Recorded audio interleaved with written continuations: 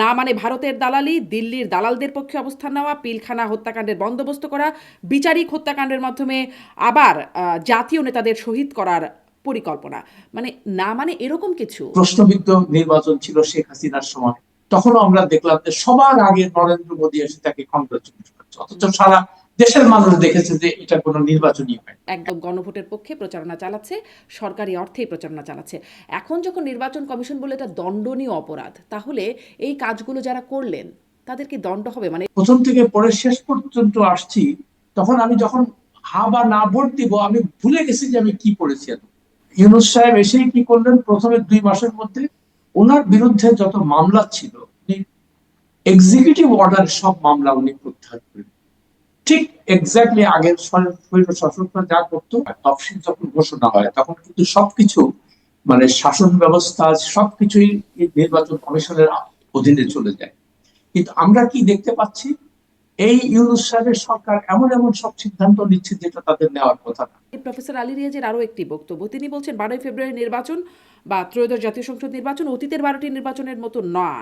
এরপর নির্বাচিত সংসদ সদস্যরা 180 দিন গণপরিষদ হিসেবে কাজ করবেন। তখন আসলে ডক্টর ইউনূস কি করবেন? ডক্টর ইউনূস ক্ষমতা ছেড়ে দেবেন? তখন কি প্রধান উপদেষ্টার পদ থাকবে? ওই ফরেন সার্ভিস একাডেমিতে বিভিন্ন দলকে নিয়ে মিটিং করে, আর ইন্টারকন্টিনেন্টাল হোটেল থেকে খাবার দাবার আসে, এমন 8-9 মাস ধরে এগুলা করতো।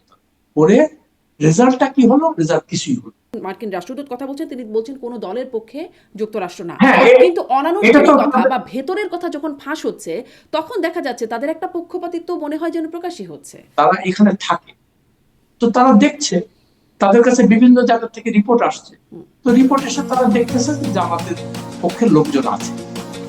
তো এখন তারা কি বলবে? তারা প্রশ্ন হবে লাগামহীন, জানতে চাই, জানাতে চাই এই সময়ের পালস অফ পলিটিক্স। গণভোটে হ্যাঁ বা না এর পক্ষে প্রচার সরকারি বা প্রজাতন্ত্রের কাজে নিয়োজিত ব্যক্তির জন্য শাস্তিযোগ্য অপরাধ বলছে নির্বাচন কমিশন। কিন্তু প্রধান উপদেষ্টার বিশেষ সহকারী আলী রিয়াজ সম্প্রতি বলেছেন এতে আইনগত বা নৈতিক কোনো বাধা নেই। কেন এই দ্বৈততা? নির্বাচন কমিশন কি পারবে নিজ অবস্থান অনুযায়ী রাষ্ট্রীয় টাকায় হ্যাঁর পক্ষে প্রচারণা চালানো সরকারের উপদেষ্টাদের শাস্তির আওতায় আনতে? অন্যদিকে ইউনূস সরকারের ভূয়সী প্রশংসা করা যুক্তরাষ্ট্র আনুষ্ঠানিকভাবে কোনো দলকে সমর্থন জানায় না বললেও ভেতরের কথায় স্পষ্ট হয় জামাত প্রীতি এবং বিএনপি ভীতি। কিন্তু কেন কেন Time magazine BNP chairperson Tarique রহমানকে বলছে উচ্ছৃঙ্খল?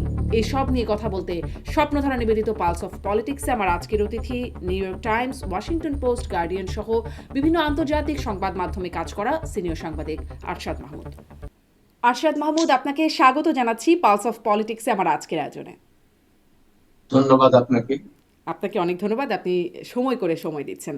আমি আসলে শুরু করতে চাই যে দেখলাম আমরা নির্বাচন কমিশন থেকে জানানো হলো যে গণভোটের পক্ষে মানে হ্যাঁ বা না এর পক্ষে প্রচার চালাতে পারবে না প্রজাতন্ত্রের কর্মে নিয়োজিত কোনো ব্যক্তি। যদি করেন সেটি দণ্ডনীয় অপরাধ হবে। কিন্তু তার মানে আগেই আমরা দেখলাম আলী রিয়াদ সাহেব তিনি বললেন যে এতে কোনো মানে সরকারের কর্মকর্তারা বা প্রজাতন্ত্রের কর্মচারীরা তারা সবাই বা প্রজাতন্ত্রের সাথে কর্মে নিয়োজিত সবাই গণভোটের পক্ষে বা বিপক্ষে যে কোনো বিষয় চালাতে পারবেন, এতে আইনগত কোনো বাধা নেই।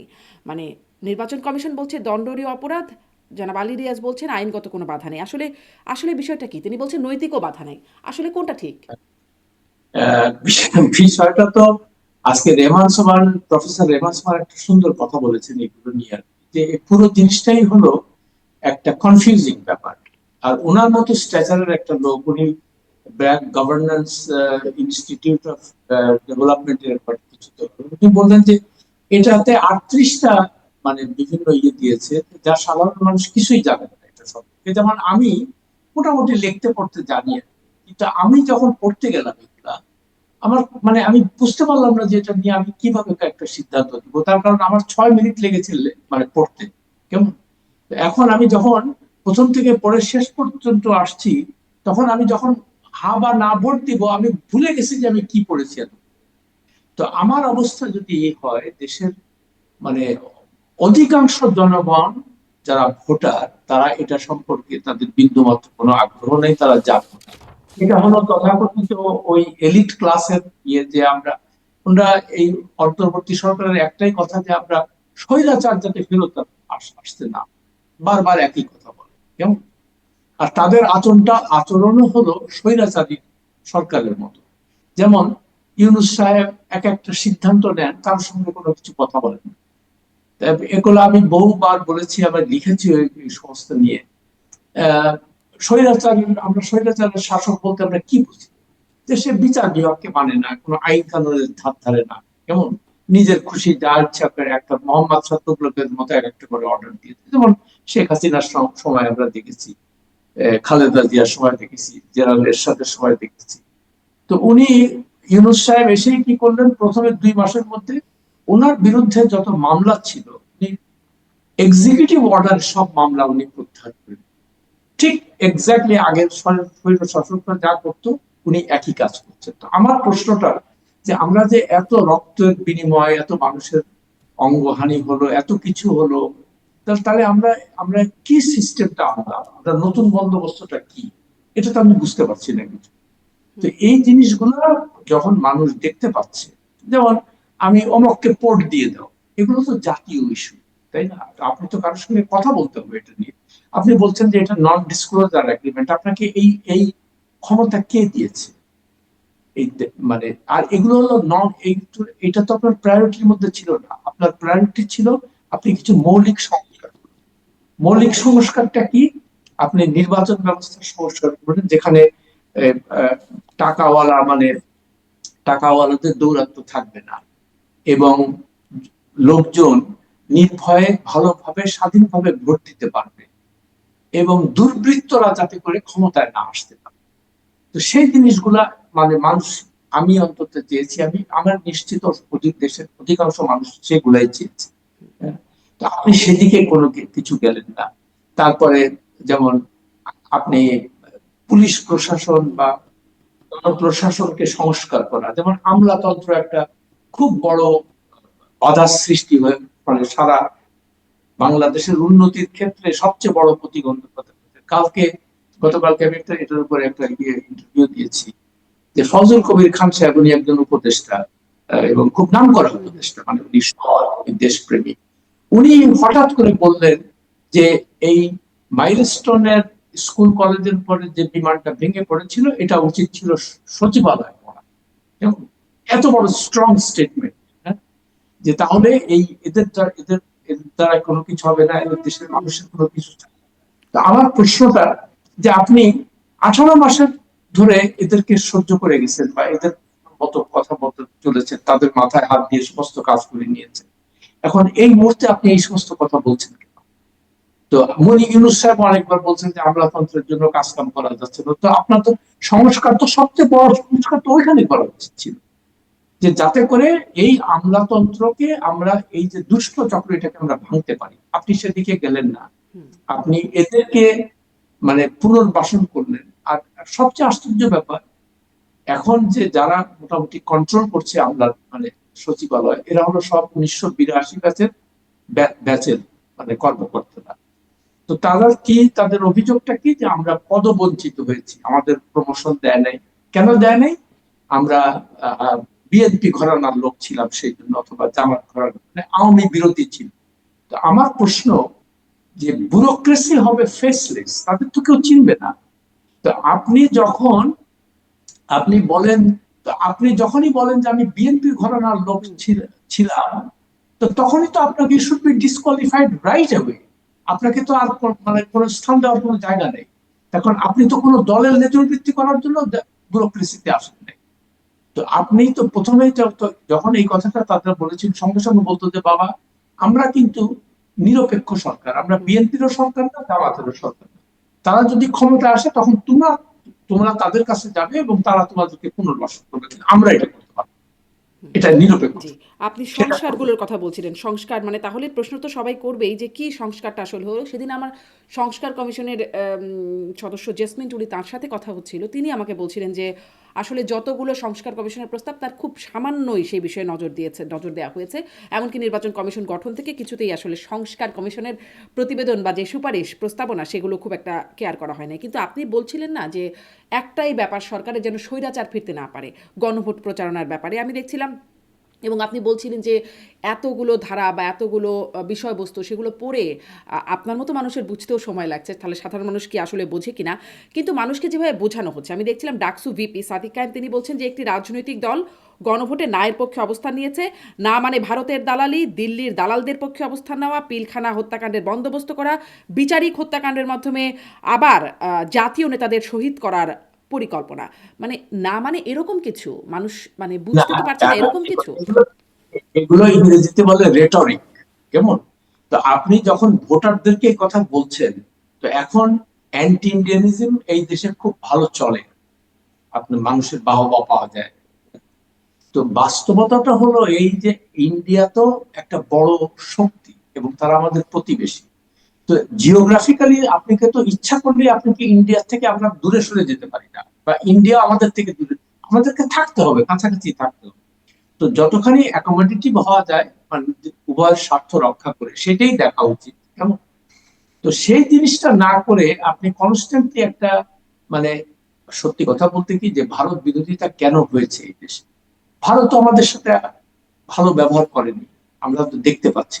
তারপর আমরা যে প্রশ্নবিদ্ধ নির্বাচন ছিল শেখ হাসিনার সময়, তখনও আমরা দেখলাম যে সবার আগে নরেন্দ্র মোদী এসে তাকে কংগ্রেচুলেট করছে, অথচ সারা দেশের মানুষ দেখেছে যে এটা কোনো নির্বাচনই হয়নি, একতরফা সবকিছু হয়েছে।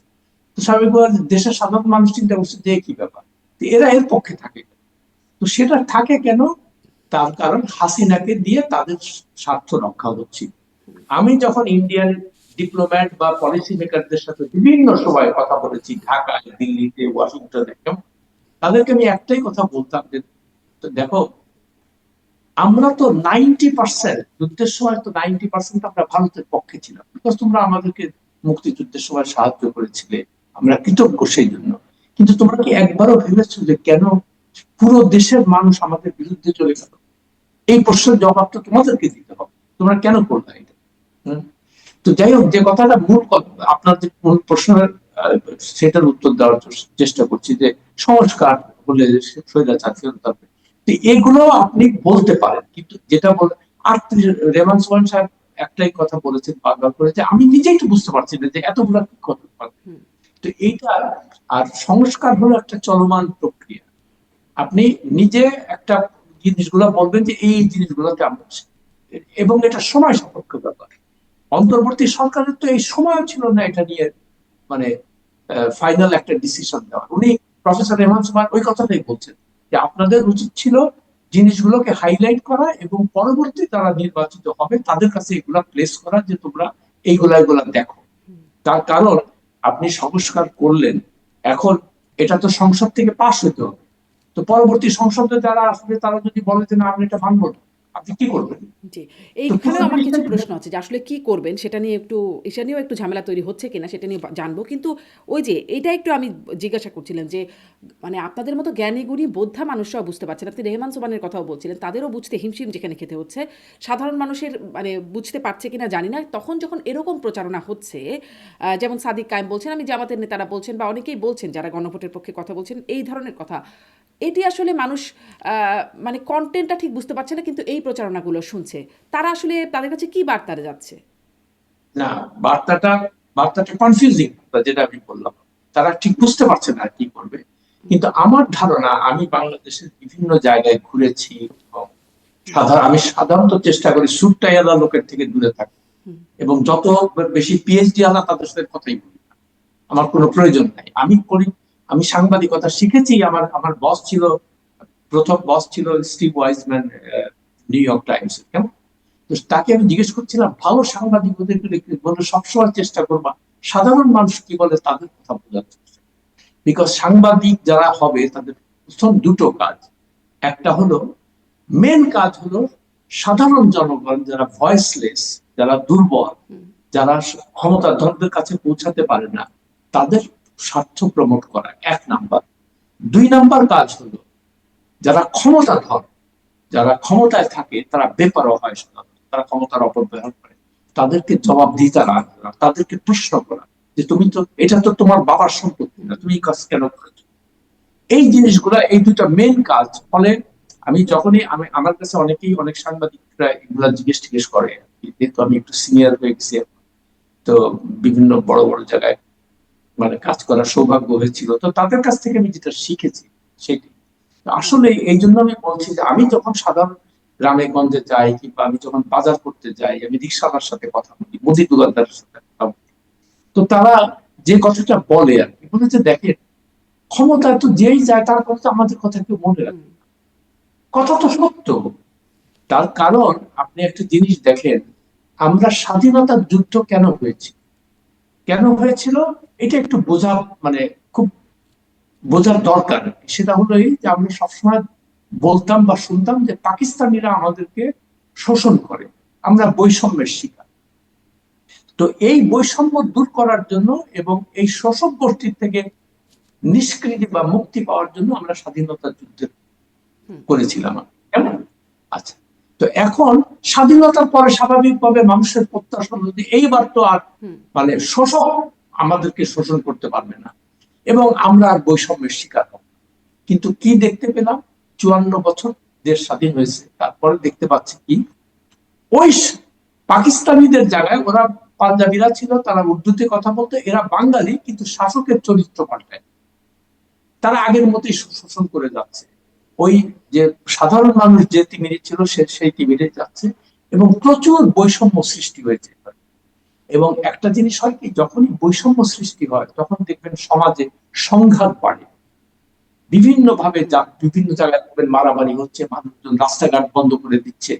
এইটা হলো কি জানেন, মানুষের ক্ষোভের বহিঃপ্রকাশ।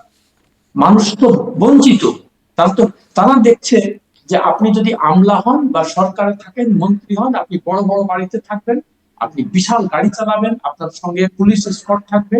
হ্যাঁ, এখন আমি সাধারণ মানুষ, আমার তো থাকার জায়গা নেই, আমার ঘর দিয়ে পানি পড়ে, আমি তো, ফলে ওরা চিন্তা করছে। এই জন্য মানুষ এত ক্ষিপ্ত থাকে এই শাসক গোষ্ঠীর প্রতি, যে তখন এই জন্য আমি বারবার করে একটা কথা বলছি যে আপনারা যদি সমাজে যতদিন বৈষম্য না কমবে ততদিন এই ধরনের সংঘাত বা ইয়েগুলো আমরা আপনি মন্ত্রীদের কথা বলছিলেন, মন্ত্রীদের জন্য আরো বড় বাড়ি, সুইমিং পুল ওয়ালা বাড়ি, জিম সহ বাড়ি, এরকম এরকম হ্যাঁ, আরো কিছু না এখন হচ্ছে। আমি একটু ওই প্রশ্নটা একটু শুনি আপনার কাছ থেকে জনাব আরশাদ মাহমুদ, যে যে তাহলে আমরা যে এতদিন ধরে দেখলাম মানে গণভোটের পক্ষে ডক্টর মোহাম্মদ ইউনূস একদম শুরু থেকেই হ্যাঁ বলেই শুরু করলেন, হ্যাঁ এর পক্ষে প্রচারণা, সরকারের উপদেষ্টারা বলছেন, বিভিন্ন জায়গায় উঠান বৈঠকে গিয়ে বলছেন, বিভিন্ন সরকারি দপ্তর, ব্যাংক, শিল্পকলা একাডেমি, শিক্ষা প্রতিষ্ঠান থেকে শুরু করে বিভিন্ন সরকারি দপ্তর একদম গণভোটের পক্ষে প্রচারণা চালাচ্ছে, সরকারি অর্থেই প্রচারণা চালাচ্ছে। এখন যখন নির্বাচন কমিশন বলে এটা দণ্ডনীয় অপরাধ, তাহলে এই কাজগুলো যারা করলেন তাদের কি দণ্ড হবে, মানে এটার কোনো প্রতিকার হবে এই যে এই কাজগুলো হলো বা হচ্ছে? এটা তো খুব মূল্যবান প্রশ্ন। এখন একটা যখন ইলেকশনের শিডিউল ঘোষণা হয়, তফসিল যখন ঘোষণা হয়, তখন কিন্তু সবকিছু মানে শাসন ব্যবস্থা সবকিছুই নির্বাচন কমিশনের অধীনে চলে যায়। কিন্তু আমরা কি দেখতে পাচ্ছি, এই ইউনূস সাহেবের সরকার এমন এমন সব সিদ্ধান্ত নিচ্ছে যেটা তাদের নেওয়ার কথা না। এখন উনি যে কথাটা বললেন, উনি কি নির্বাচন কমিশনের সঙ্গে আলাপ করেছেন যে আমরা এটা করতে পারবো কিনা? তো আপনি তো নিজেই কন্ট্রাডিক্ট করছেন নিজের কাছে। আপনি আপনি তাদেরকে আন্ডারমাইন করছেন। এখন নির্বাচন, আপনি যদি সুষ্ঠু নির্বাচন করতে চান, যদি গ্রহণযোগ্য নির্বাচন করতে যান, তখন তো নির্বাচন কমিশনকে শক্তিশালী করতে হবে, কিন্তু আপনি তো তাদেরকে দুর্বল করে দিচ্ছেন। তো এখন দেখেন এই যে দ্বন্দ্বটা শুরু হয়েছে, এখন নির্বাচন কমিশনার বলছে যে এটা দণ্ডনীয় অপরাধ, আর আপনারা এই কাজ করে যাচ্ছেন, তো আপনাদের তো পানিশমেন্ট হওয়া উচিত। কিন্তু ওই যে বললাম যে আমাদের দেশের শাসকদের চরিত্র হলো স্বৈর শাসনের চরিত্র, এবং তারা কারো কথা মানবে না, তারা বিচার বিভাগের বিচারকে মানবে না, আইনের শাসন মানবে না, কোনো কিছুই মানবে না। এখন তারা ইচ্ছা মতো করবে এগুলা। এই জন্য আমরা বারবার করে একটা কথা বলেছিলাম, আমি একটা ডক্টর ইউনূসের কাছে খোলা চিঠি লিখেছিলাম, উনি আমাকে চেনেন ব্যক্তিগতভাবে, আমি ওনাকে অনেক ইন্টারভিউ করেছি ওনাকে। হ্যাঁ, এবং উনি নোবেল যখন পেয়েছিলেন তখন আমি ওয়াশিংটন পোস্ট না, ওয়াশিংটন টাইমস এর ফরেনের এই ম্যাগাজিন এডিটর আমাকে বললো, তোমাদের দেশের এরকম একজন লোক, তুমি এর উপর একটা কভার স্টোরি করো। 3000 শব্দের একটা বড় কভার স্টোরি করলাম সেটা। তো যাই হোক, এটা তো আমরা সবাই চেয়েছিলাম যে উনি ভালো কাজ করবেন, আমরা সবাই তাকে সমর্থনও দিয়েছিলাম সেই কারণে। কিন্তু তার কার্যকলাপ গত 18 মাসে, আপনি পৃথিবীর কোথাও শুনেছেন যে একটা দেশের সরকার প্রধান সে প্রতি মাসে একবার করে বিদেশ যায় কোনো কারণ ছাড়া, কোটি কোটি টাকা খরচা করে, এটার জবাবদিহিতা কোথায়? আমি বারবার এক কথাই লিখছি যে আপনি যাচ্ছেন, আপনি বলতেছেন উনি আবুধাবিতে গেলেন, সরি কাতার গেলেন, কি জন্য? এগুলো সবকিছুই তার কিন্তু পার্সোনাল ভিজিট, এটা কোনো দ্বিপাক্ষিক ব্যাপার না। দ্বিপাক্ষিক বৈঠকটা হলে হয় কি, এই সমস্ত খরচ টরচ গুলো সেই হোস্ট গভর্নমেন্ট দেয়। উনি কিছুদিন আগে লন্ডন গেলেন, সেখানে ওইটা, কিন্তু যেহেতু কোনো দ্বিপাক্ষিক সফর ছিল না, বাইলাটারাল, সেজন্য তারা কোনো হোস্ট করে নাই, তারা হোটেল খরচ দেয় নাই, কোনো কিছুই করে নাই। ফলে আমরা, আর উনি 10 লক্ষ টাকা পার নাইট হোটেল ভাড়া দিচ্ছে, প্রেসিডেন্সিয়াল সুইটে থাকছে উইদাউট এনি রিজন। তো আপনি আপনি যদি জবাবদিহিতায় বিশ্বাস করেন, তাহলে আপনি কি এই কাজ করতে পারবেন? এটা তো জনগণের টাকা, এটা তো আপনার টাকা না। তো এখন এই ধরনের কার্যকলাপ আপনি একের পর এক করে যাচ্ছেন, আর আপনি মানুষকে বলছেন যে তোমরা গণভোট দাও। সে গণভোট, আমি আমার ব্যক্তিগতভাবে আমি নিজেও এগুলো পড়ার চেষ্টা করি। তখন এগুলো তো রিলিভেন্ট না। রিলিভেন্ট যে এগুলো, যেটা বললাম, আপনার নির্বাচন ব্যবস্থার সংস্কার করা, শাসন ব্যবস্থার, প্রশাসনের সংস্কার, পুলিশের সংস্কার। পুলিশ মানে হলো একটা অত্যাচারী বাহিনী। তো এটার থেকে তো মানুষকে বোঝাতে হবে যে না, এরা এরা আমাদের বন্ধু, এরা তোমাদের। পুলিশ মানে কি? পুলিশ মানেই হলো মানুষকে, মানে যাদের ক্ষমতা নেই তাদেরকে ধরে নিয়ে যাবে, নিয়ে পকেটের মধ্যে ইয়াবা ঢুকায় দিবে, বলবে যে এই তুমি টাকা দাও, তুমি ইয়াবা মানে স্মাগলিং করছো। কিন্তু তো কিন্তু পুলিশের এখন এই চেহারার কি একটু পরিবর্তন হয়েছে? মানে এখন দেখা যায় যে ছোট ছোট ছেলেরা পুলিশকে গিয়ে হুমকি ধামকি দিয়ে আসে, পুলিশ একদমই নত যেন হয়ে পুলিশ তো, থাকে। হ্যাঁ, পুলিশ গত গত 24শে অগাস্টে যে বিপ্লবটা হলো, এটা দেখেন, পুলিশের উপর মানুষের যে ক্ষোভ, সেটা তো আমরা নিজের চোখে দেখলাম। পুলিশের থানায় আগুন দিয়েছে, তাদেরকে মেরে ফেলেছে। ফলে হয়েছে কি, পুলিশ সম্পূর্ণভাবে টোটালি ডিমোরালাইজড হয়ে গেছে, ভয় পেয়েছে তারা। সত্যি কথা বলতে কি, এবং এই পুলিশ আর কখনোই যদি আমূল কোনো পরিবর্তন না হয়, এই পুলিশ আর কখনোই পুলিশের সেই ভূমিকা পালন করতে পারবে না। তারা সর্বক্ষণ চিন্তা করবে যে আরে আমাকে কি আবার মার দেবে, আবার কি গুলি করবে, আবার কি করবে।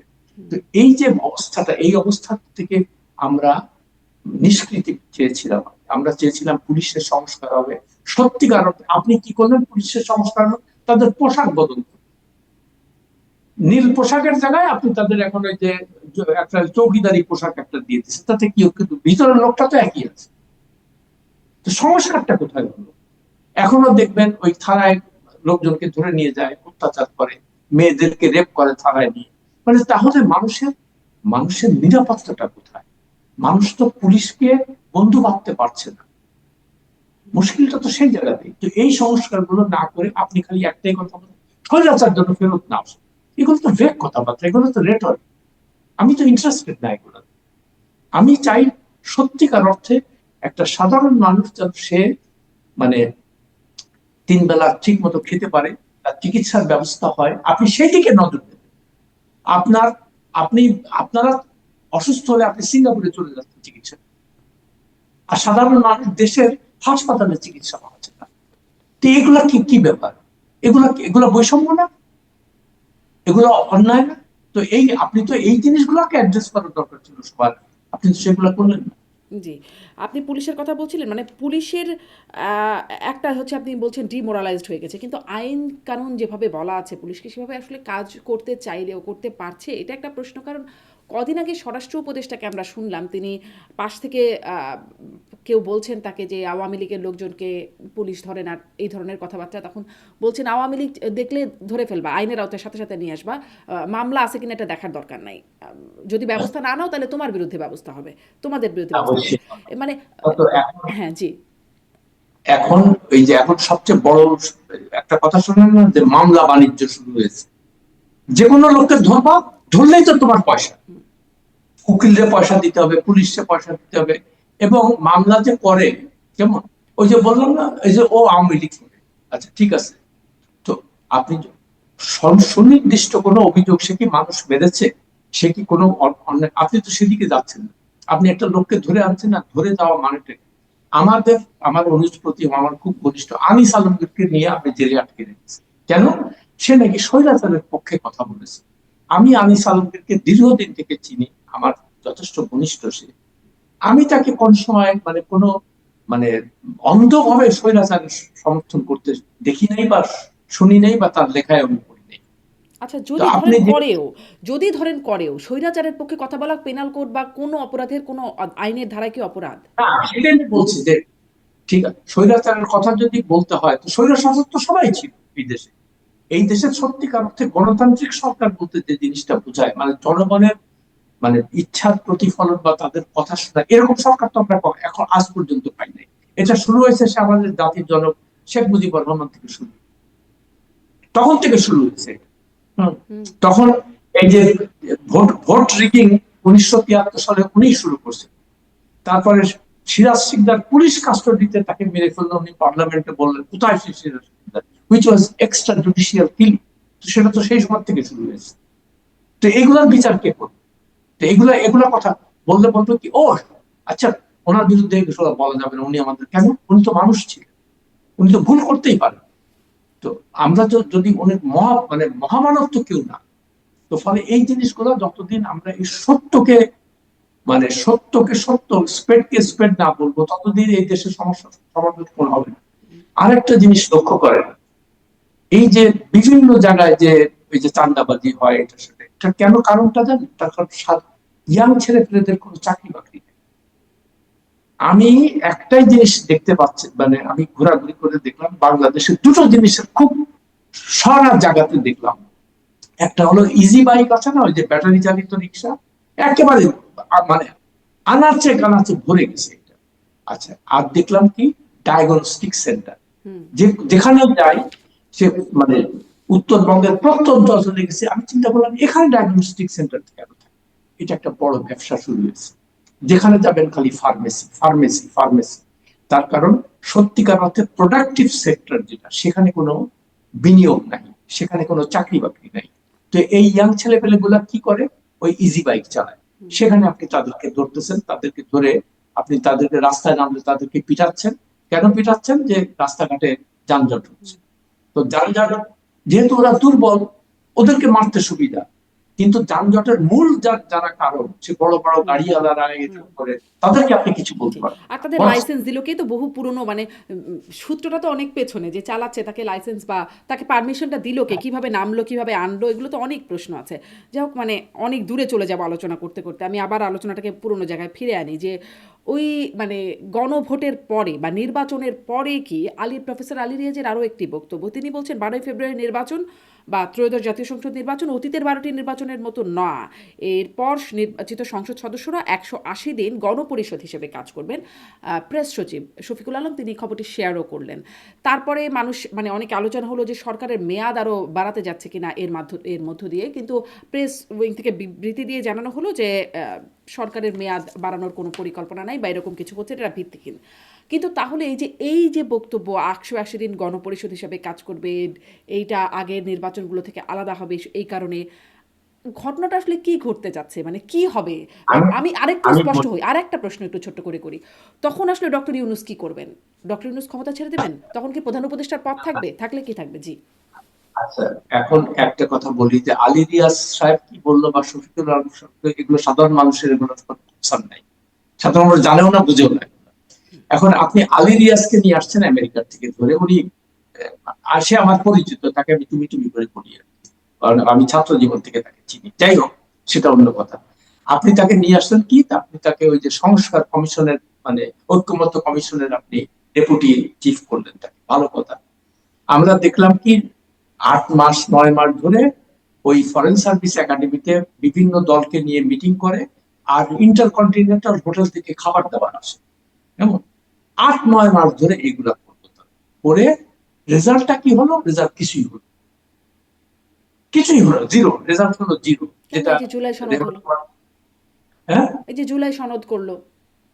না না, আমি সেটাই বলছি যে এই যে জিনিসগুলো করলেন, তো সেগুলো সেই সাধারণ মানুষ তো এগুলো বুঝলো না হুম। কি করলেন। হুম। তা আপনি কার জন্য করছেন এটা? ওই এলিট ক্লাসের জন্য। এখন এখন তারপরে আলী রিয়াজ এই এই জায়গায় ব্যর্থ হলো। ব্যর্থ হয়ে তারপর তো তার তো আমেরিকায় ফিরে যাওয়ার কথা, যেহেতু তার পরিবার সেখানে থাকে, কোয়াইট ন্যাচারালি সে যাবে। তারপরে আপনি কি করবেন? আপনি আবার তাকে ফিরায় নিয়ে আসলেন কি বিশেষ উপদেষ্টা, মন্ত্রীর পদমর্যাদায়। তো আপনি তো মোহাম্মদ সাক্ষ্য ব্লকের রাজত্ব, যে লোকটার একটা আগে পুরো ব্যর্থ হয়েছে একটা পুরো ঐকমত্য কমিশনের ব্যাপারে, আপনি তাকে এনে এখন কি করছেন, এই আপনি তাকে বিশেষ উপদেষ্টা, তার কাজ কি বলে বেড়াচ্ছে যে আহ, সংস্কার কমিশন না, গণভোট কোনো হবে না, এটা সেটা। তো এটার জন্য আপনাকে একজন মন্ত্রী পদমর্যাদায় এই দেশের ট্যাক্স পেয়ারের টাকা খরচা করে তার পিছনে গাড়ি বাড়ি এগুলো দিয়ে এগুলো বলার জন্য আনছেন? এগুলো সাধারণ মানুষ বুঝে? আপনার যে আপনার যে ফোকাসটা হওয়া উচিত ছিল যে আমি একটা সুষ্ঠু নির্বাচন কিভাবে করব। এখন দেখেন ইতিমধ্যেই সব জায়গায় সহিংসতা শুরু হয়েছে, এবং যত ভোট যত কাছাকাছি আসবে ততই দেখবেন এটা হতে থাকবে। এবং এই পুলিশ প্রশাসন দিয়ে আপনি এটা কোনোভাবেই করতে পারবেন না। আমি আমি খুবই শঙ্কিত এই ব্যাপারে। তো আমার তো কনসার্ন সেই জায়গায়, এবং দেশের আমি যাদের সাথে কথাবার্তা বলি, মানে আমাদের সাধারণ জনগণের, তারা সবাই একই কথা বলছে যে স্যার ভোট কি হবে আসলে। তো এই শঙ্কা, আমি কিছুদিন আগেও এটা লিখছি যে এখনো শঙ্কার কারণ কেন হবে এটা। তো এদিকে তাদের কোনো নজর নাই। আর ওই যে এমন সব কথাবার্তা বলে, দুর্বোধ্য কথাবার্তা, মানে এলিট ক্লাসের কথাবার্তা। এলিট ক্লাসের কথা তো সাধারণ মানুষ বুঝে না। সাধারণ মানুষ যেটা বুঝে যে আচ্ছা, আমি কি ঘর থেকে বের হয়ে আবার মানে সুস্থ শরীরে ফিরতে পারবো কিনা, আমাকে কেউ ধরে মার দেবে কিনা, আমি যে মুদির দোকানটা খুললাম এই দোকানে এসে আমার কাছে চাঁদা চাচ্ছে কেন। আপনি তো এই যে এসব দিকে আপনি ফোকাসটা দিবেন। আপনি খালি দুর্বোধ্য কথাবার্তা বলতেছেন, যেটার কোনো মানে হয় না। কিন্তু এই যে আজকে রেমাল তারা সাহেব যে যেমন, পলিসিটা করছেন, মানে যেটা নিয়মটা করছেন সেটি দুর্বোধ্য বলছেন, কিন্তু মানে কে বুঝছে তাহলে? মানে স্পষ্ট হব কি করে আমরা? এটাও একটু মানে আপনি আমাকে বা যতটুকু বুঝিয়ে বলতে পারেন, এতটুকু কি বুঝতে পারছেন যে নির্বাচনের পরে কি দ্বৈত সরকার থাকবে? তখন কি প্রধান উপদেষ্টা পদত্যাগ করে যাবেন? মানে ডক্টর ইউনূস কি থাকবেন না রাষ্ট্রীয় দায়িত্বে? সেটা সেটা তো তারা বারবার করে বলছে যে নির্বাচনের পরদিনই আমরা ক্ষমতা হস্তান্তর করে চলে যাব, আমাদের মেয়াদ শেষ। তারপরেও যে মানুষের মনে যে সন্দেহ হচ্ছে যে এরা হয়তো সহজে যাবে না। তার কারণ কেন যাবে না, ওই যে ইংরেজিতে বলে ট্র্যাপিংস অফ পাওয়ার, মানে বড় বড় বাড়ি, ফ্ল্যাগালা গাড়ি, পিছনে পুলিশ স্কোয়াড, হ্যাঁ, তারপরে এই সমস্ত একটা মোহ থাকে, মানুষের আকর্ষণ থাকে। তো এখানে আমি যতদিন থাকা যায়, যেমন যেমন ধরেন এই যে দুইজন ছাত্র উপদেষ্টা পদত্যাগ করে চলে গেছে, পদত্যাগ করেছে না, সরকারি নিয়ম অনুযায়ী আপনি পদত্যাগের পরে আপনি 1 মাস সরকারি বাড়িতে থাকতে পারেন, কিন্তু এখনো তারা বাড়ি ছাড়েনি। তো এগুলো দুর্নীতি না? তো ডক্টর ইউনূসের উচিত ছিল না যে এদেরকে বলা যে তোমরা কিন্তু জলদি করে আসিফ এগুলো। মাহমুদ সজীব ভুঁইয়া, ওই দুইজন উপদেষ্টার একজন, তিনি একটা প্রতিবাদ জানিয়েছেন, যে তিনি বলছেন তিনি বাড়িটা ছেড়ে দিয়েছেন। এই হ্যাঁ, হ্যাঁ, এটি দেখছিলাম। এদের কিন্তু এদের হয় কি, এদের কোনো কথা আর কেউ বিশ্বাস করে না। মুশকিলটা হলো সেখানে। তা আপনি যদি মানুষের আস্থা হারিয়ে ফেলেন, মানুষের বিশ্বাস হারিয়ে ফেলেন, তখন আপনি যেটাই বলবেন মনে করবে যে না, এরা তো আসলে আসছে লুটপাট করেন, এরা আসছে সুযোগ সুবিধা নেওয়া। এই কারণে হচ্ছে। নাহলে প্রেস উইং থেকে এই বক্তব্য কেন দিতে হচ্ছে যে না আমরা কেউ থাকবো না? কেন দিতে হচ্ছে এটা আপনি আমাকে বলেন। তার কারণটা কি, যে তারা মানুষ মনে করছে যে এরা যাবে না সবাই। তো আপনি মানুষের মনে এই বিশ্বাস বা আস্থা অর্জন করতে পারেননি যে না, আমরা আসলে ভালো কাজ করতে আসছি, আমরা এখানে আর থাকবো না। আপনি যে প্রশ্নটা করলেন, এই প্রশ্নটা আপনার মনে কেন আসবে? প্রশ্ন তো এটা আপনাকে নিজেই করতে হবে, প্রশ্ন যে আমার মনে এই প্রশ্নটা কেন আসবে। তারা কি যাবে? কেন যাবে না? তাদের তো ম্যান্ডেটই হলো যে তারা অবশ্য বারবার করে উনি বলছেন যে নির্বাচনের পরে যে দলই ক্ষমতা আসুক তাদের কাছে ক্ষমতা দিয়ে আমরা চলে যাব। কিন্তু মানুষ মনে করছে যে আমরা, এরা সহজে যাবে না। হ্যাঁ। তো এখন বাদ বাকি ভবিষ্যৎ, সত্যি কথা বলতে কি আমি কিন্তু এখনো নিশ্চিত না যে 12 তারিখে নির্বাচন হবে কিনা। আমি এখনো নিশ্চিত না, এর আমি পেছনে প্রথম কি থেকে। কারণ, মানে কি কারণে আপনি এই জায়গাটায় ভরসা পাচ্ছেন না? আচ্ছা, কারণটা হলো ওই যে যেটা বললাম যে ম্যাসিভ কোনো ভায়োলেন্স যদি হয়, যে কোনো দুর্যোগ যদি হয়, তারপরে আর একটা জিনিস মানুষের মনে কেন জানি না একটা আহ, মানে এই ধারণাটা জন্মাচ্ছে মানে অনেক দিন থেকে, এদের বিশেষ করে এই সরকারের কার্যকলাপে, যে এরা মনে হয় যাওয়ার জন্য আসে নাই। এরা যে কোনো কারণে একটা অজুহাতে এটা প্রলং করবে, প্রলং করে এই সুযোগ সুবিধা গুলা নেবে। হ্যাঁ। তো যেমন কিছুদিন আগে, মানে গতকালকে আমি একটা টক শোতে এটা বলেছি যে যারা বর্তমানে উপদেষ্টা আছেন আর কি, এরা সমাজের সবাই প্রতিষ্ঠিত লোকজন। এর মধ্যে 5 জন, ওয়াহিদুদ্দিন মাহমুদ, ফজল কবির খান, তারপরে সালেউদ্দিন আহমেদ, এরা শারমিন মোর্শেদ, এরা তো সবাই যাদের প্রত্যেকের নিজের ঘর বাড়ি আছে ঢাকা শহরে, তাদের তো এরা যদি সত্যিকার অর্থে দেশপ্রেমিক হতো, এসে বলতো যে আমরা কোনো কিছু চাই না, আমাদের আল্লাহ একটা সুযোগ দিয়েছে এই দেশটাকে সেবা করার জন্য, আমরা আমাদের সর্বোচ্চ দিয়ে আমরা দেশের মানুষের মঙ্গল করবো। কিন্তু ওরা দেখা গেল কি, সবার আগে যে মন্ত্রী পাড়ায় উঠলো। আমি এক উপদেষ্টাকে জিজ্ঞেস করেছিলাম যে আমি তো চিন্তা করতে পারি যে আপনি নিজের বাড়ি ছেড়ে ওখানে কেন গেলেন। আচ্ছা গেলাম, মানে ওই যে বেগম সাহেবের কাছে দেখাইতে হবে। বেগম সাহেব বলছেন তুমি কিসের মন্ত্রী হইলো, তোমার পিছনে পুলিশ, তুমি বড় বাড়িতে থাকো না কেন, হ্যাঁ তুমি ফ্লাগারা গাড়ি চালাও না কেন। তো এই যে আমাদের ওই যে বললাম না ট্র্যাপিংস অফ অফিস, এটা ভয়ানক খারাপ জিনিস। এর থেকে আপনি যদি দূরে না থাকেন, নিজেকে এই লোক থেকে যদি দূরে না রাখতে পারেন, সেই দেশের কিছু হবে না। জি, এই জন্য যে আপনি বলছিলেন যে সমঝোতা উপদেষ্টাদেরকে বলছিলেন আল্লাহ সুযোগ দিয়েছে, ঠিক এরকম করেই আসিফ নজরুল, যিনি এখন মাননীয় আইন উপদেষ্টা, তিনি বেশ আগে বলেছিলেন আল্লাহ যদি সুযোগ দিত তাহলে জান দিয়ে কাজ করতেন তিনি একদম। হ্যাঁ, হ্যাঁ, তো আসলে সেই চাল দিয়ে কাজ করতেছে, চাল দিয়ে কাজ করতেছে, দুদিন পর পর বিদেশ চলে যায়, তারপরে ওই বড় বাড়িতে থাকে। হ্যাঁ, আর সবচেয়ে বড় কথা দেখেন, একটা জিনিস খেয়াল করেন, আমরা কারা, 2 জেনারেশন আগে আমাদের ঠিকানা ছিল ধান ক্ষেত। আমরা তো জমিদার ছিলাম না, আমরা সব গ্রাম থেকে আসছি। ধান ক্ষেত ছিল আমাদের ঠিকানা। তো ধান ক্ষেত থেকে আমরা এসে এই এই বড় বড় বাড়িতে উঠে গেছি, এখন আমাদের মাথা খারাপ হয়েছে। তো এখন সবাই মনে করে এগুলো হলো কি কলোনিয়াল সিস্টেমে যারা ছিল আর কি, যেমন ব্রিটিশরা আমাদের, আমরা ব্রিটিশরা আমাদের রাজা ছিল না। তো ফলে ছোটবেলা থেকেই দেখতাম যে সাহেবরা হলো সাংঘাতিক ব্যাপার, যে ইংরেজি বলতে পারে, সুট টাইপ করতে পারবে, হ্যাঁ ওদের মতো কথা বলতে পারবে। তো ওই কলোনিয়াল মাস্টার্স যারা, তারা মানে সামনের দরজা দিয়ে চলে গেছে, কিন্তু পিছনের দরজা দিয়ে আবার এখানে আসছে। কিভাবে? এই পিছনের দরজা দিয়ে কাদের মাধ্যমে আসছে? এই আমলাদের মাধ্যমে। তারা এই আমলা গ্রুপকে ট্রেন করেছে যে তোমরা আমাদের মতো ইংরেজি বলবা, আমাদের মতো সুটটাই করবা, এবং আমাদের ইন্টারেস্ট থাকবে। নাহলে দেখেন এখানে হয় কি, এখানে সব কাজকর্ম করে বড় বড়, তারপরে যে বিদেশে চলে যায় আর আসে তাদের ছেলে মেয়েতে ওইখানে তাদের লেখাপড়া করায়। হ্যাঁ, তারপরে এখানে আর যখনই বাংলাদেশে কোনো কিছু বলে, আমি কিন্তু বিশাল একজন এক্সপার্ট, আমাকে নাও। ভাই তুমি তো এই দেশে ছিল না, তুমি আমেরিকায় গেছো কি ইংল্যান্ডে গেছো অস্ট্রেলিয়া গেছো, তুমি সেখানেই থাকো, তোমার দরকার।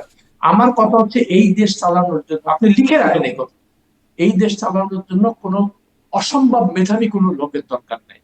All you need is a combination of mediocrity and fierce patriotism.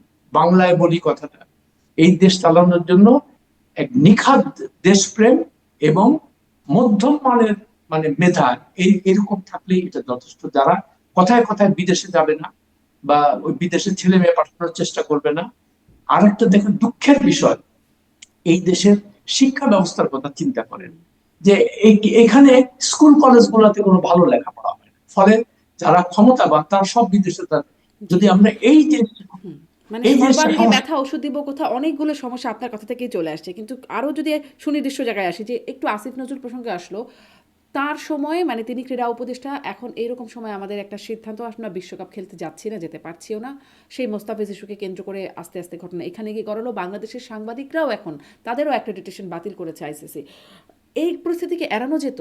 মানে ক্রিকেট তো আমাদের জন্য একটা বিশাল ব্যাপার, আমরা দেশে বিদেশে আসলে চিনি, ক্রিকেট দিয়েও অনেকে আমাদের চেনে বাংলাদেশকে। আমি আপনার প্রশ্নটা বুঝতে পারিনি, আবার একটু রিপিট করেন। আমি বলছিলাম যে এই যে আমাদের যে খেলা নিয়ে যে পরিণতিটা হলো, যে আমরা ও এখন আচ্ছা, বিশ্বকাপ খেলতে পারছি না, এমনকি আমাদের সাংবাদিকরা এটা কাভারও করতে পারবেন না, তাদের অ্যাক্রেডিটেশনও বাতিল হয়ে গেছে, আইসিসি করেছে। তো আমি জিজ্ঞাসা করছিলাম যে এই পরিস্থিতি কি এড়ানো যেত? আচ্ছা সেটা, এটার জন্য সবচেয়ে বড় কথা যে ইন্ডিয়া দায়ী। ইন্ডিয়া দায়ী কি একটা, মানে ওই যে মুস্তাফিজকে যখন হ্যাঁ, বাদ দিল বিজেপির হুমকির কারণে, তখন মানে এটা স্বাভাবিকভাবে একটা রিপার্কেশন হবে এই দেশে, যে সে একটা মুসলমান বলে তুমি তাকে টিম থেকে বাদ দিছো কেন। কিন্তু এটার সঙ্গে আরো অন্য যে জিনিসগুলো আছে, আমাদের যারা ক্রিকেটার, এরা তো ধরেন সাধারণ মধ্যবিত্ত পরিবারের ছেলে, এরা ক্রিকেট খেলে টেলেই মোটামুটি একটু এদের অবস্থা ভালো হয়েছে। এখন এই যদি খেলাটা না খেলতে পারে, তাহলে তো এরা বিশাল অঙ্কের টাকার থেকে বঞ্চিত হবে। যদিও আজকে বলছে যে কি এখানে একটা T20 ঢাকাতে করবে ইলেকশনের আগে 3 দিনের জন্য। তো এগুলো নিয়ে তো তাদের পোষায় না। তো এখন আপনি যখন এরকম একটা, হ্যাঁ আপনি বললেন কি আমাদের ভারত বিরোধিতা করতে হবে, ভারত আমাদের সঙ্গে এটা করেছে, কিন্তু আমি ঠিক এই ব্যাপারগুলোতে আমি মানে দক্ষ কেউ না, আমার অভিজ্ঞতা নাই। কিন্তু আমার ধারণা এটাকে হয়তো আরো একটু খালি কশাসলি হ্যান্ডেল করার দরকার ছিল। তাদেরকে বলা উচিত ছিল যে দেখো, আমাদের এখানে তো একটা রিপারকাশন হয়েছে, তো আমাদের প্লেয়াররা যদি ওখানে যায়, তো তখন তাদের নিরাপত্তা, তারা তো এই মুসলমান হিসেবে তাদের মারতেও পারে।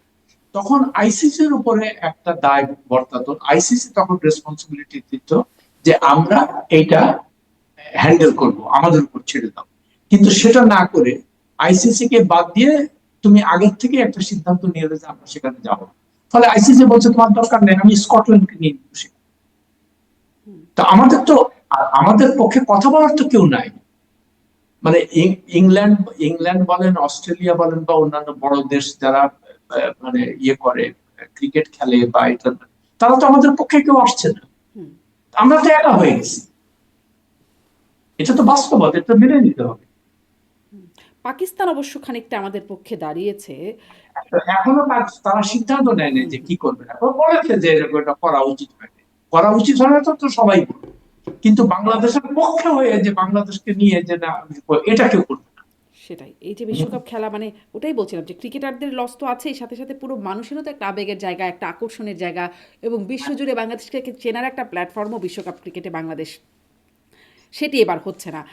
একটু গণভোটের ওই প্রচারণার বিষয়ে যেটি বলছিলাম যে এতদিন ধরে বিএনপি নীরব ছিল। রংপুরের জনসভায় তারেক রহমান আজকেই বললেন, শুক্রবারেই বললেন যে গণভোটে হ্যাঁ এর পক্ষে ভোট দিতে। মানে এই বিষয়টাকে আপনি কিভাবে দেখছেন? আর আপনার কাছে কি মনে হয় মানে গণভোট যে প্রচারণাগুলো এনসিপি, জামাত, সরকার হ্যাঁ এর পক্ষে প্রচারণা চালিয়েছে, বিএনপি এতদিন নিষ্ক্রিয়, কেউ কেউ না এর পক্ষেও চালিয়েছে প্রকাশ্যে, এবং শুরুর দিকে একটা না ক্যাম্পেইনও ছিল বিএনপির। আজকে আচ্ছা, এসে সবশেষ তারেক রহমানকে দেখা গেল আর জাতীয় পার্টি এখন এদিকে না এর পক্ষে প্রচারণা চালাচ্ছে। বিএনপির মধ্যে আমি একটা অ্যাম্বিভ্যালেন্স লক্ষ্য করেছি প্রথম থেকেই। তারা চিন্তা করছে কোনটা বললে আবার মানে জনগণের জনগণ আমাদের বিপক্ষে চলে যায় কিংবা কিছু, তারা ওই পালস বুঝে কথাবার্তা বলছে। হ্যাঁ, আমার ধারণা প্রথমে বলেছিল যে আমরা এই সালাউদ্দিন আহমেদ নিজেই বলেছিল ঐক্যমত্য কমিশনের যে আমরা তো এগুলো মানবো না।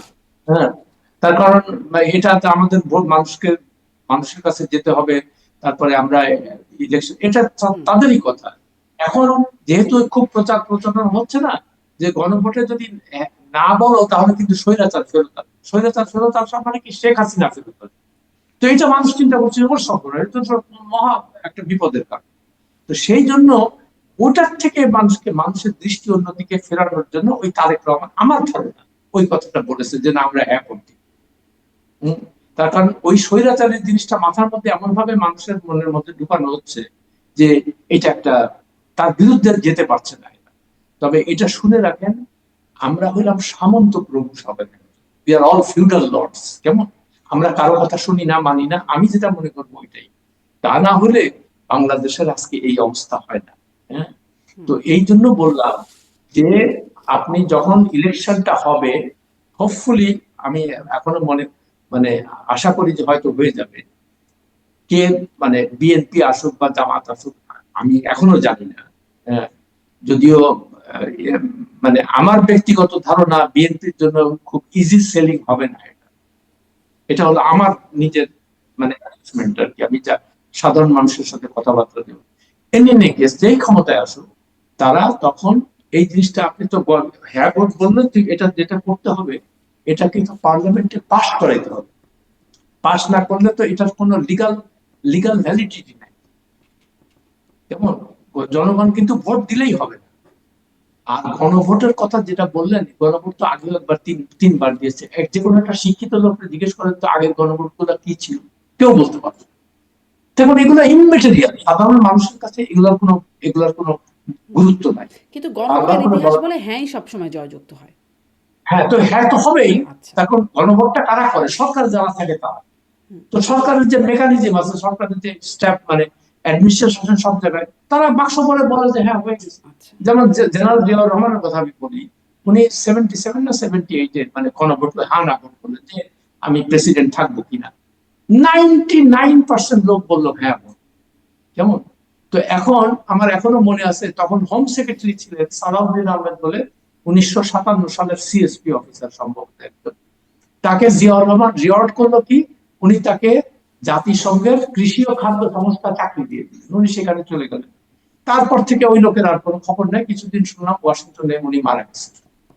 তো এই যে মানে স্বৈর শাসকরা কি করে, এই অ্যাডমিনিস্ট্রেশনকে দিয়ে তাদের পক্ষে কাজ করে করে ওই যে এই জন্য হ্যাঁ বা না ভোটের প্রতি সাধারণ মানুষের বিন্দু মাত্র কোনো আগ্রহ নেই। তার কারণ জানে যে এখানে তাদের সত্যিকার অর্থে তাদের মতের প্রতিফলন হয় না। জি। এবার একটু আরেকটা প্রসঙ্গে আসি, গণভোট প্রসঙ্গে মানুষ বুঝে কিনা সামনে হ্যাঁই হবে বলে ধারণা করা হচ্ছে, মানে আপনিও বলছিলেন অতীতের ইতিহাস তাই বলে। একটু এই জায়গাটা একটু কথা বলি যে যেখানে আপনার অভিজ্ঞতা, আপনার সেটি নিশ্চয়ই একটু বিশেষভাবে আপনার বিশ্লেষণকে আরও সমৃদ্ধ করবে। আপনি অনেক আন্তর্জাতিক গণমাধ্যম কাজ করেছেন, যে জানলাম new York Times, Washington post, guardian, south China morning post, এইরকম মানে খুব খ্যাতিমান জায়গাগুলোতে কাজ করেছেন সংবাদ মাধ্যমে। যে ওয়াশিংটন পোস্টের যে রিপোর্টটা সম্প্রতি আমরা দেখলাম, যেখানে আসলে একটা ফাঁস হওয়া অনানুষ্ঠানিক কথোপকথন মার্কিন দূতাবাসে, সেখানে দেখা যাচ্ছে যে স্পষ্টতই জামাতের পক্ষে একরকম আশ্বস্ত করার চেষ্টা, নারী সাংবাদিকদের একটা প্রচারণাও এবং খুব ইতিবাচক বার্তা দেয়া। অন্যদিকে বিএনপির বিষয়ে কথা একটুখানি সময় কথা হয়েছে পুরো কথোপকথনে, সেখানে বিএনপির অভ্যন্তরীণ কোন্দল এবং দুর্নীতির বিষয় আনা হয়েছে, যে বিএনপি জিতে তারা নিজেরাই এটার কারণে ধ্বংস হয়ে যাবে, অভ্যন্তরীণ কোন্দল এবং দুর্নীতি। মানে এখান থেকে কি বোঝা যায়, জামাত প্রীতি বিএনপি ভীতি এরকম কিছু? না, আমি একটা কথা বলি, এটা খুব মানে আমি যেহেতু জিনিসগুলো নিয়ে অনেকদিন থেকে মানে ইনভলভ ছিলাম, তো আমি ওদের সাথে কাজ কাম করেছি, বা এখানে যারা আমেরিকান এমবাসি তারা আমাকে চিনতো সবাই, যেহেতু আমি নিউ ইয়র্ক টাইমস এর। তো এদের একটাই, যেমন আপনাকে বুঝতে হবে যে তারা তো সরকারি কর্মকর্তা, তাদের প্রত্যেকটা দেশে তাদের যত জায়গায় এমবেসি সব জায়গায় তাদের পোস্টিং দেয়। তো পোস্টিং দেয় ডিপ্লোমেটদের কাজটা কি, তারা সেই হোস্ট কান্ট্রি যেটা সেখানকার যে সমস্ত ঘটনাগুলি সেগুলো তারা রিপোর্ট করে পাঠায়, মানে স্টেট ডিপার্টমেন্টে পাঠায়। তো এটা তাদের একটা রুটিন কাজ। হ্যাঁ, আর এই বাংলাদেশে যারা আমেরিকান অ্যাম্বাসেডর হয়ে আসে তাদের কিন্তু ওয়াশিংটনে কেউ চেনে না, এটা আপনাকে বুঝতে হবে। আমি নিজেই ওয়াশিংটনে ছিলাম, কেমন এখানে ওই বিল মাইলাম ছিল, হাওয়ার্ড শেফার ছিল, তো তাদেরকে আমি দেখলাম রাস্তায় মানে ব্যাগ নিয়ে ঘুরতেছে। তারা কেউ না আর কি, তাদের কেউ চিনে না। যেমন বাংলাদেশে কেনিয়াতে আমাদের যে রাষ্ট্রদূত তার নাম কেউ জানে, কিংবা মানে ইন্দোনেশিয়াতে কে আছে কেউ নাম জানে তাদের? মানে এগুলো ইনসিগনিফিকেন্ট। একটা দেশ থাকলে একটা এমবেসি রাখতে হয়, সেখানে অফিসারদের পাঠাইতে হয়, এবং তারা সেখানে ওই ওই রিপোর্ট টিপোর্ট দেয়, এবং সেগুলো তারা মানে তাদের যে কাজ আর কি সেটাই করে। তো ওয়াশিংটন পোস্ট যে রিপোর্টটা করেছে, আমার কাছে বিন্দু মাত্র এটার কোনো গুরুত্ব নাই, বিন্দু মাত্র কোনো গুরুত্ব নাই। এবং আমাদের জার্নালিস্টরা সত্যিকার অর্থে তারা এই এই জিনিসগুলো বুঝেও না, মানে ভালো করে বুঝতেও পারে না। যেমন দেখবেন যে আমেরিকান অ্যাম্বাসাডারকে নিয়ে হইচই শুরু হয়ে গেছে, যে কোথায় যাচ্ছে, কার সাথে দেখা করতেছে, কি করতেছে না, এগুলো আর কি। তো ওরা, আমি ওদেরকে মাঝে মাঝে ঠাট্টা করে বলি যে দেখো তোমাদের তো ওয়াশিংটনে কেউ চেনে না, কিন্তু এখানে এসে ইউ বিকাম সেলিব্রিটি, সবাই তোমাদের সাথে দেখা করতে চায়, বিকজ আমেরিকান অ্যাম্বাসাডার। হ্যাঁ, তো এরা করে কি ওই সুযোগটা নেয়। এর এক আমেরিকান অ্যাম্বাসাডার আমাকে বলছে যে আচ্ছা, এখানে সবার সাথে দেখা করতে এত ইজি দেখা করা যায় কেন, আমাদের দেশে তো কেউ দেখা করে না। ঠিক, আমি বললাম যে ওই তুমি যে আমেরিকান, তুমি যে সাদা চামড়া, তুমি পাওয়ারফুল, এই জন্য আমরা মনে করি কি যে তোমাকে তোমাকে সাথে খাতির টাতির থাকলে যদি আমার কোনো কিছু লাভ হয়, আমি যদি একটা ভিসা পাই, বা আমি যদি একটা বিদেশে ট্যুর পাই, তো হয়ে গেল শেষে। তো এই যে ওরা নিজেরাই অবাক হয়ে যায়, আমাকে কয়েকজনে বলছে যে তোমাদের দেশের লোকজন এত মানে এত ইজি কেন তাদের সাথে দেখা করে।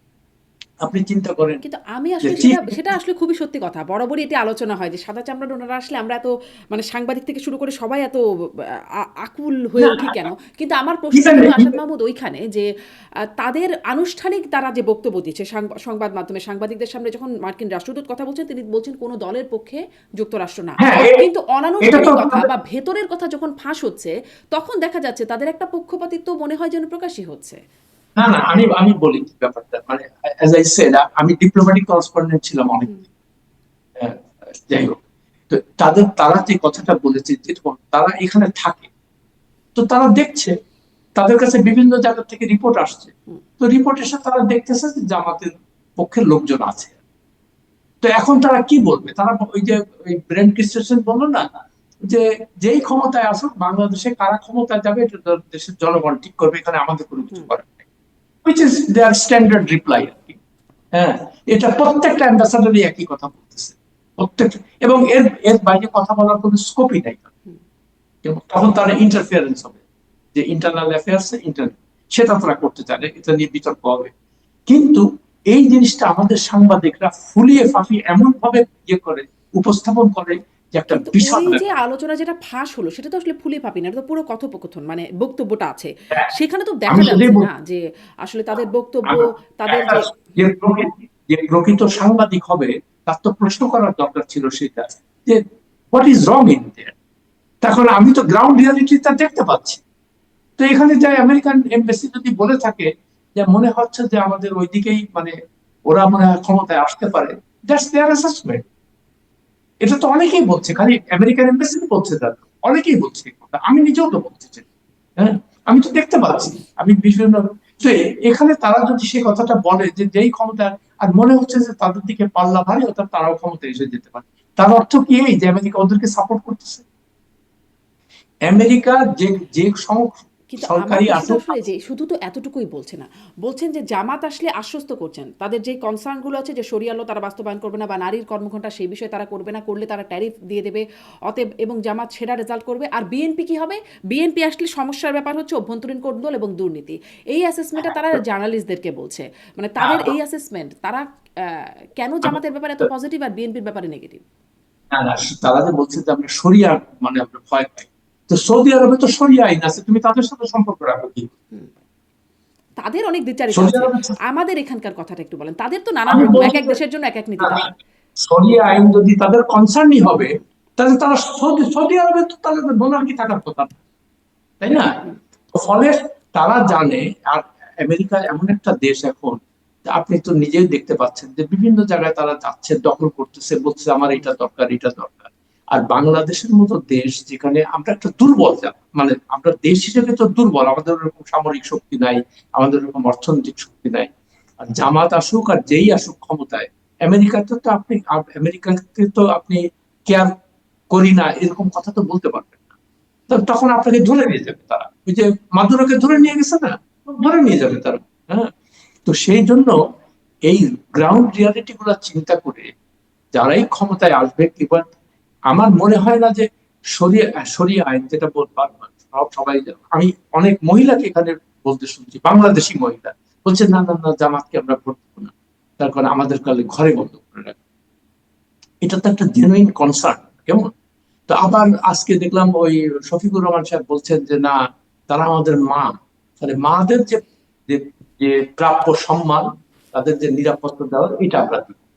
এখন বলছে যে যদি একটা নারী গর্ভবতী হয়, স্বাভাবিকভাবে তাকে তো আমাদেরকে দেখাশোনা করার তার দায়িত্ব, সে যদি চাকরি করে, এই জন্য আমরা বলেছি যে তুমি তাহলে 5 ঘন্টা কাজ করবে, হুইচ মেক সেন্স, তাই না?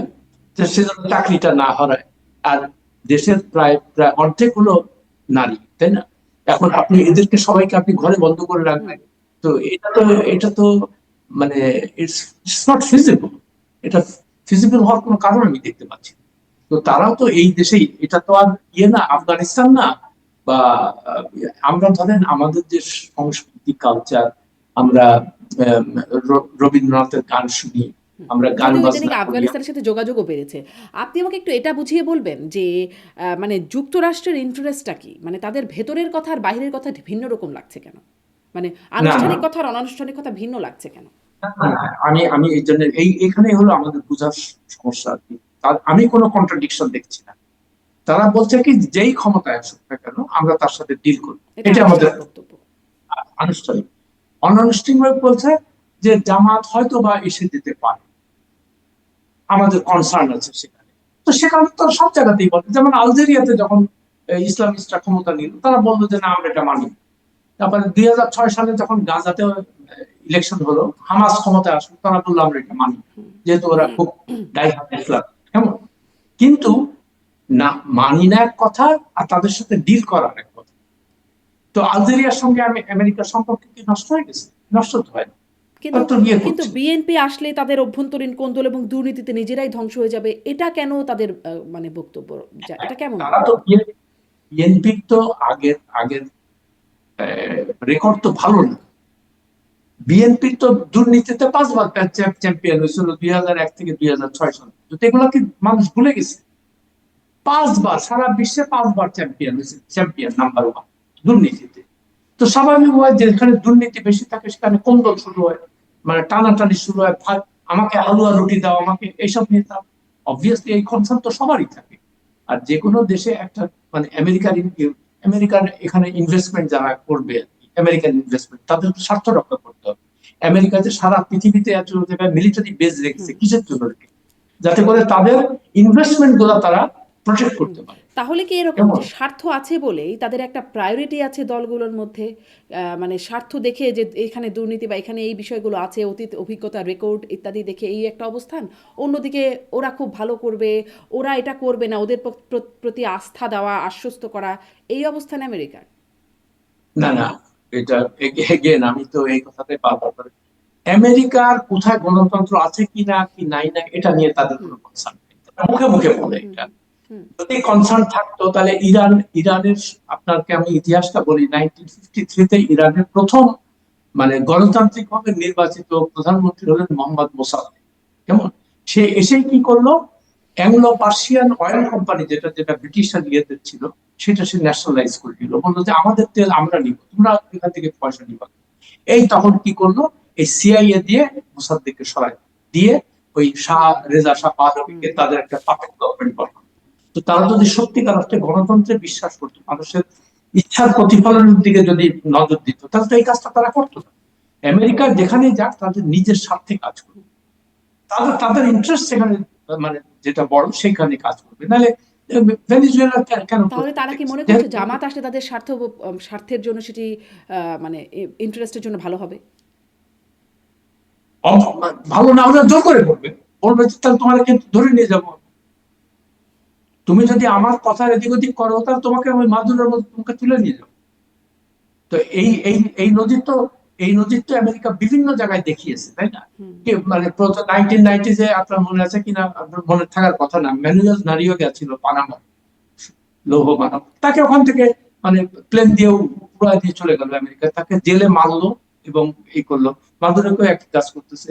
হাইতির জাবরাদ, কি বলে, হাইতির যে প্রাইম মিনিস্টার ছিল, তাকেও তারা প্লেন দিয়ে উঠায় দিয়ে চলে গেল। তো এই ইতিহাস তো মানে এটা তো কোনো না, কাল্পনিক কথা না, কোনো হরর মুভি না, দিস ইজ রিয়ালিটি।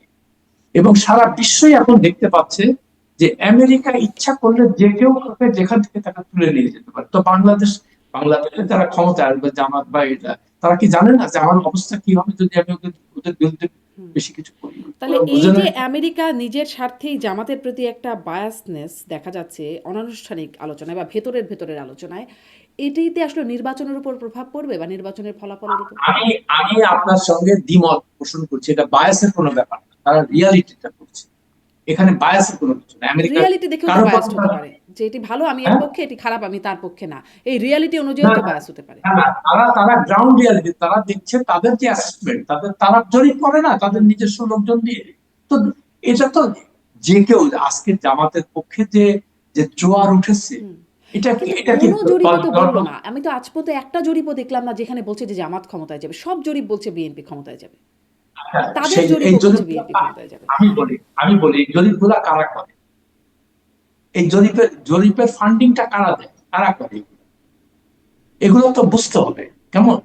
তো এগুলো নিয়ে আমার কোনো মানে মাথা ব্যথা নাই। আমি এই জন্য বললাম যে আমি সব সময় সাধারণ মানুষের সাথে কথা বলি, তাদের পালসটা বোঝার চেষ্টা করি। আমি যেটা দেখতে পাচ্ছি এখন, একদিন ওই কয়দিন আগে খালেদ মহিউদ্দিনের শোতে আমি গেলাম, তো আমি এই কথাটা বলেছিলাম, একজন আমাকে লিখছে যে এটা একটা পাক্কা জামাতি, হ্যাঁ এটা তো পিটার হলো। তো এখন আপনি বললেন আমার তো কিছু করার নেই, আমি কি করবো? আমি তো এখন আরেকজন বলছে বিএনপির কাছ থেকে পয়সা নিচ্ছে, তো এটা বলতেই পারে না। কিন্তু আমি যে জিনিসটা দেখতে পাচ্ছি, একজন নিরপেক্ষ, আমি মনে করি যে আমি নিরপেক্ষ, আমি কোনো সরকার থেকে কোনো সুযোগ নিয়ে নেই আজ পর্যন্ত, যদিও তারা আমাকে বিদেশে নিয়ে যেতে চাইছে, আমাকে বাড়ি ঝাড়াতে প্লট দিতে চাইছে, জীবনে কোনোদিন এগুলো করিনি। কেমন? অথচ মানে যাই হোক, এগুলা নিজের কথা বলি না। তো আমি বলার চেষ্টা করছি, এবং আমি কিন্তু ভালো আছি, খুবই ভালো আছি।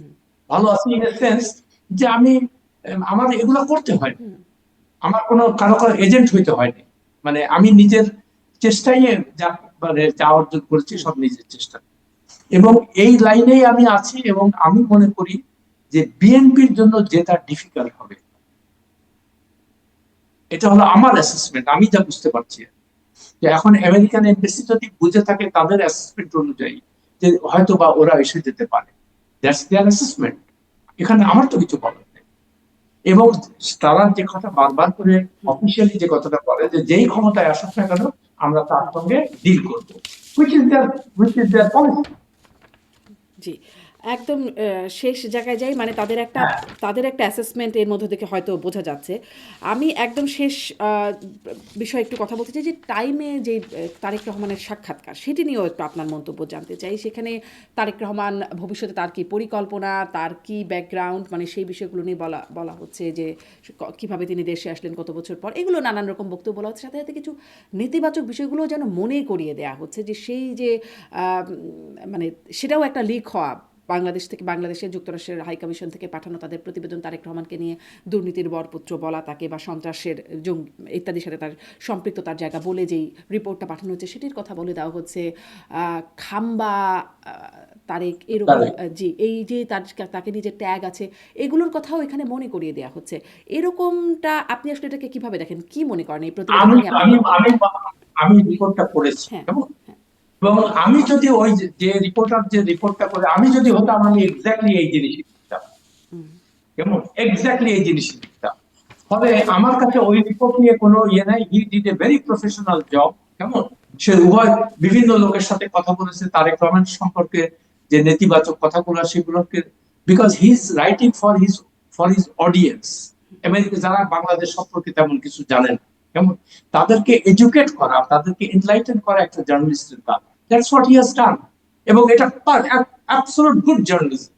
আমি হলে একই কাজ কিন্তু করতাম। এই যে হেডিংটাই করা প্রডিগাল সান, এটা হ্যাঁ। প্রডিগাল, আসলে অনেকে প্রডিগাল কথাটার মানেই বুঝে না, কেমন মানে I don't see any wrong in it, that is the, আমি নিজেও হেডলাইন লিখি। আমি যখন এডিটর ছিলাম, হ্যাঁ, আমার কাজ ছিল হেডলাইন লেখা, তো আমি এগুলাই লিখতাম। তো there is nothing wrong in it.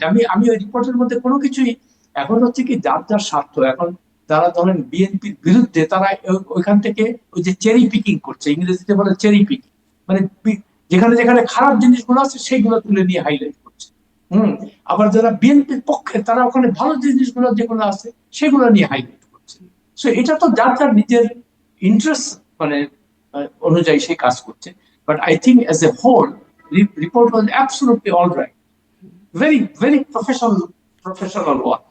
কিন্তু এই যে আমার খুব শব্দটা ব্যবহার করে আপনি বলছেন অনেকে আমরা বুঝতেই পারছি না হয়তো যে আসলে শব্দ দিয়ে কি বোঝাতে চাচ্ছে। আসলে আপনি একটু বলবেন কি বোঝাতে চাচ্ছে? মানে এটিতে আসলে খুব আচ্ছা, ইতিবাচক শব্দ না। যদি আমি এখনই ডিকশনারি করলাম যে একদম যদি হ্যাঁ, লিটারাল মিনিংটা বের করি, a person who spends money in a recklessly extravagant way, যিনি আসলে রেকলেস বিহেভ করেন, আহ, হ্যাঁ, তাকেই আসলে মিন করে যে হ্যাঁ, প্রডিগাল। না, কথা কি, আপনি ডিকশনারি মিনিংটা ঠিকই আছে, হ্যাঁ। তো আমরা বলি না যে আমরা ইজ এ প্রডিগাল পারসন, মানে এই আচ্ছা একটু উড়াও টুড়াও, ঠিক আছে, হ্যাঁ, হ্যাঁ, হ্যাঁ, সেই অর্থে নেগেটিভ বলা যায়। বাট আপনি যদি পুরো কন্টেন্টটা দেখেন, I thought it was a very balanced. এটার কি কোনো পজিটিভ অর্থ আছে প্রডিগাল? না, ওই যে বললাম, এখন আপনি যদি বলেন যে আই মানে হি লিডস এ প্রডিগাল লাইফ, অনেকের কাছে ভালো লাগে এটা যে হ্যাঁ আমি ঘুরবো ফিরবো খেয়ে দিয়ে বেড়াবো, মানে আমার কি আমাদের আছে। প্রধানমন্ত্রী হতে যাচ্ছেন, বা হ্যাঁ, রাষ্ট্রনেতা হতে যাচ্ছেন, এরকম ব্যক্তির সাথে প্রডিগাল শব্দটা কেমন যায়? সেই অর্থে তো অবভিয়াসলি এটা পজিটিভ না, সেই অর্থে পজিটিভ না। তবে আপনাকে আমি এটাও একটা কথা বলি, যে রিপোর্টটা লিখেছে সে হেডলাইনটা দেয়, আচ্ছা। That's not his job. আমি আই ওয়াজ অ্যান এডিটর, আমি জানি কি করতে হয়। আমার কাছে যখন রিপোর্ট পাঠাইতো ওয়াশিংটনে, তখন আমি তাদের রিপোর্টটা দেখে আমি নিজে একটা হেডলাইন দিতাম, এবং এই যে রিপোর্টার যে রিপোর্ট করেছে এটা তার দেওয়া না, এটা দিয়েছে তার এডিটররা। তো তার এডিটররা পুরো রিপোর্ট পড়ে মনে হয়েছে যে that could be the perfect headline for this report. I see nothing wrong. আর সবচেয়ে বড় কথা যে এখন আমাদের একটা সবচেয়ে বড় মুশকিলটা হলো কি, আমরা সবসময় চিন্তা করি যে বিদেশিরা কি লিখছে, বিদেশিরা কি বললো, ওই যে বিদেশি প্রীতি, ওই যে সাহেবরা কি লিখছে, এর থেকে আমাদেরকে দূরে থাকতে হবে। It doesn't matter new York Times এরকম অনেক মানে ইয়ে টিয়ে হয়, নোবডি কেয়ারস। এই দেশের মানুষকে নিউ ইয়র্ক টাইমস বা টাইম ম্যাগাজিন পড়ে না, তারা দেখবে যে ভাই তুমি কি কাজ করতেছো আমার জন্য। ওই আমি তবুও তো ওনারা তাদেরই সাক্ষাৎকার দেন আর কি, হ্যাঁ যখন না প্রয়োজন। সেটাই বলছি, ওই যে বললাম আমরা তো এখনো ওর থেকে বের হইতে পারি না। যে আমরা আমরা মানে চিন্তা করেন যে সিএসি এত ব্যস্ত একটা মানুষ, সে প্রতিদিন একটা বিদেশির সাথে এখানে দেখা করে, এটা কি আচ্ছা, এটাও পসিবল? একটু বলে দিন, আপনি যেহেতু এটা বললেন, মার্কিন রাষ্ট্রদূত, যেটি আসলে কথা একটু শুরু করলাম, তিনি নির্বাচন কমিশনে যাচ্ছেন কথা বলতে, সেনাপ্রধানের সাথে কথা বলছেন, আরও রাজনৈতিক নেতাদের সাথেও যাচ্ছেন কথা বলতে। এটি আসলে আপনি কিভাবে দেখেন? এই যে ওই যে আমাদের দেশের যে দীনতা আর কি, ব্যাংক আমাদের ব্যাংকরাপসি। আমি বলি আপনাকে এই প্রসঙ্গে জাস্ট ছোট্ট এই কথাটা জি, বলেই শেষ করে খুব দিব। ছোট্ট করে। আমি যখন ওয়াশিংটন পোস্টে কাজ করি 2003 সালে, কেমন আমার কাছে একটা ইমেল আসলো। তো ইমেলে লেখা আছে প্রথম, ডিয়ার ডিয়ার স্যার, আমাকে বলছে, my name is Harry Thomas, I have just been confirmed as the next United States ambassador to Bangladesh. কেমন তারপরের লাইনে লিখছে, I have been strongly recommended by a friend to meet you before I head to Dhaka, would you have some time to see me. হ্যাঁ, তো সে, আমি বললাম ঠিক আছে আসো আমেরিকান এম্বাসি। তো আমাকে লাঞ্চে নিয়ে গেল সে। তো আমরা লাঞ্চ করতে করতে আমাকে বলতেছে সে যে দেখো, আমার তো আবার 2 মাস বসে মানে ক্রেডেনশিয়াল প্রেজেন্ট করার আগে আমাকে তো 2 মাস বসে থাকতে হবে। হ্যাঁ, নর্মালি যেটা হয় রাষ্ট্রপতির ক্ষেত্রে। তো আমি বললাম, হ্যারি তুমি কোথায় যাচ্ছ তুমি জানো না, 2 মাস না, তুমি 2 দিনের মধ্যে ক্রেডেনশিয়াল দিতে পারবে, হোয়াট আর ইউ টকিং, আমি I am prepare for 2 months. আমি বললাম তোমাকে 2 মাস তারা বসায় রাখতে পারবে না। ডেইলি স্টারের মতো কাগজ, মাহফুজ আনামের মতো লেখাপড়া জানলো, বিদেশে চাকরি করছে, সে তার কাগজে মানে রানিং কমেন্ট দিচ্ছে, হ্যারি থমাস এখন ডালেস এয়ারপোর্টে আছে, হ্যারি থমাস এখন লন্ডনে পৌঁছাইছে, হ্যারি থমাস ঢাকায় অমুক টাইমে আসবে। তো এরা না, যারা অ্যাম্বাসাডর হয়ে আসতেছে, এরা তো জীবনে কল্পনা করতে পারে না যে এইরকম অ্যাটেনশন, এইরকম মানে প্রেস এরকম আমাদের কি দিচ্ছে, ওদের যায় মাথা খারাপ হয়ে। আর ওরা যে কেউ দেখা করতে চাক, বড় বড় কাজের সবার সাথে দেখা করতেছে তারা। মানে সেনাপ্রধানের সাথে তার কি কাজ, ওয়াই সি ইয়ে, আর সেনাপ্রধান তাকে সময় দিবে কেন, সিইসি তাকে সময় দিবে কেন? সে বলবে যে you should see me after the election, I am very busy now. কিন্তু এই আমরা যতদিন এই কথাটা এই বিদেশিদেরকে না বলতে পারবো, ততদিন আমরা জাতি হিসেবে জি, মাথা উঁচু কিন্তু করতে এটি পারবো। কি শুধুমাত্র সাদা চামড়ার একটা প্রীতি, বা আমেরিকান রাষ্ট্রদূত আসছেন এর মধ্যে কি কোনো কিন্তু আছে, মানে না না, ভেতরে কোনো কোনো উদ্দেশ্য কোনো আছে? কিন্তু না। ওই যে বললাম না, আমার কলোনিয়াল সিস্টেমের আমরা যারা, মানে আমরা কলোনিয়াল সিস্টেমে যারা থেকেছি আর কি, তাদের কাছে সবচেয়ে বড় মানে ডেমাই গড বলে ইংরেজিতে, মানে ডেমাই গড হলো কারা, ওই সাদা চামড়া।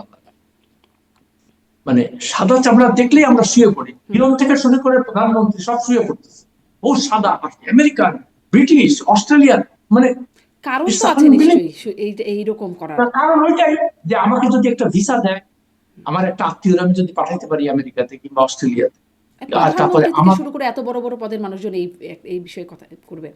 হ্যাঁ ওই যে, তারপর প্রধানমন্ত্রী তো সারা জীবন থাকে না, তারপরে আমি কোথায় যাবো? তারপরে আমাকে ওই আমার আত্মীয় স্বজন যারা আছে তারা বলবে যে তুমি তো প্রধানমন্ত্রী, আপনি তো প্রধানমন্ত্রী, আমার একটু বিদেশে পাঠায় দেন না। কিন্তু এই দেশে তো কেউ আমরা তো থাকতে আসলে চায় আরো না। বড় বড় ব্যাপার শুনেছি, মানে এটা তো একজন পার্সোনাল ব্যাপার বলছেন। বড় বড় ব্যাপার যেমন ধরেন, যখন আওয়ামী লীগ ক্ষমতায় থাকার শেষের দিকে স্যাংশন হচ্ছিল, তখন বিএনপি দাবিই করছিল, বিভিন্ন মহল আমাদের সাথে আলোচনায় টকশোতে বসে কথা বলছিলেন যে হ্যাঁ এটা তাদের তৎপরতা। আওয়ামী লীগও বলছিল বিএনপি লবিং করে এগুলো করিয়েছে, এবং বিএনপি একরকম একটা সময় অ্যাগ্রিও করলো যে হ্যাঁ এটা আমরা দেশের স্বার্থে এরকমটা করেছি। একজন বললেন বাবা পিটার হাস ভগবান, এরকম মানে বিএনপি মহাসচিবের সামনে, যিনি অবশ্য পরে আওয়ামী লীগে চলে গিয়েছিলেন, ওবায়দুল কাদের এসে বললেন তলে তলে সব ঠিক হয়ে গেছে, দিল্লির সাথে মানে ওয়াশিংটন সব মিলে সব তলে তলে ঠিক হয়ে গেছে। মানে আমরা তো দেখি বড় বড় কিছু, অনেক কিছু হয়ে যায় আসলে। না না, সেটাই তার কারণ। এবং বটম লাইনটা ওই একই কথা, আমার আমার কথাটাই আপনি বললেন, যে সবকিছুর উপরে তাদের উপর নির্ভর করতে হবে। কেন তাদের উপর? তারা বড় দেশ, ওইখানে তারা ধনী মানুষ, তাদের কাছে টাকা পয়সা দরকার আমাদের, তারপরে আমাদের পিস কিপিং ফোর্স পাঠাইতে হবে, তাদের সেনাবাহিনীর লোকজনকে ঠিক রাখবে, ওখানে যে বেতন, ডলারে বেতন পাবে। তো এই সবকিছুই হলো মানে ইন্ডিভিজুয়াল স্বার্থ, এখানে দেশের স্বার্থটা মুখ্য না। এবং তাদেরকে আমি দেশের স্বার্থের কথা যদি আমরা চিন্তা করতাম, তাহলে আমরা ওদের কাছে ধর্ণা দিতাম, তখন বলতাম যে আমরা দেশের জনগণের কাছে যাব, এবং জনগণই তারা আমাদেরকে শক্তি দেবে, আমাদের কোনো বাইরের শক্তির দরকার নেই। সে কথা তো আমরা বলতে পারছি না। বলতে পারছি না দেখে আজকে দেশটার এই অবস্থা। তারাও এটা সুযোগ নিচ্ছে, কেমন তারাও এইগুলো সুযোগ নিচ্ছে, যারে এদের তো যাবো। নাহলে আপনি চিন্তা করে দেখেন, কয়েকদিন আগে এখানে পিটার হাস বলে একজন আমেরিকান অ্যাম্বাসেডর ছিল, কেমন সে এখন একটা আমেরিকান কোম্পানির এজেন্ট হয়েছে।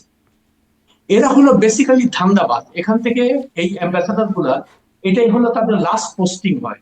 এখান থেকে কি করবে, রিটায়ারমেন্টে চলে যাবে, ওর তো আর কিছু করার নেই। ফলে করে কি, এই মানে ক্ষমতা, এই তাদের এই পজিশন গুলাকে ব্যবহার করে এই ছোট ছোট দেশগুলোতে যে এই বিভিন্ন ব্যবসা, বড় বড় কোম্পানির এজেন্ট হয়ে আসে তারা, এবং ইউনূস সাহেবের মতো লোক তার সাথে যে দেখা। কল্পনা করতে পারবেন এটা? সে তো আমেরিকান অ্যাম্বাসাডার ছিল না তখন, যখন তার সাথে দেখা, সে একটা কোম্পানির এজেন্ট হয়ে, আপনি তার সাথে দেখা করবেন কেন? Why should you give him time to see him? Y?